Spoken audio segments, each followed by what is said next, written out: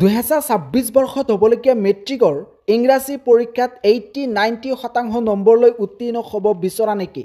তেতিয়াহ'লে তোমালোকে এটা সঠিক ভিডিঅ'ত ক্লিক কৰিছা। ইতিমধ্যে একমাত্ৰ তোমালোকৰ কাৰণে এখন ইংৰাজীৰ ই-বুক প্ৰকাশ পাইছে। SSC 2026ৰ ইংৰাজী প্ৰশ্ন কাকত যিমানেই টান নহওক কিয় এই ই-বুকৰ পৰাই প্ৰশ্ন কমন পৰিব। কাৰণ এই ই-বুকখন নতুন ৰাষ্ট্ৰীয় শিক্ষানীতিৰ আধাৰত প্ৰস্তুত কৰা হৈছে।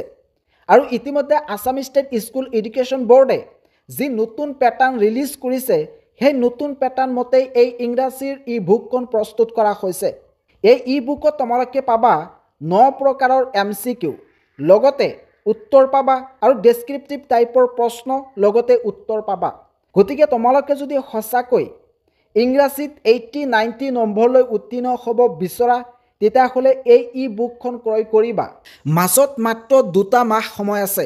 তাৰ পিছতেই তোমালোকৰ জীৱনৰ আটাইতকৈ ডাঙৰ মেট্ৰিক পৰীক্ষা অনুষ্ঠিত হ'ব। গতিকে এতিয়া টকাৰ পিনে চাব নালাগে।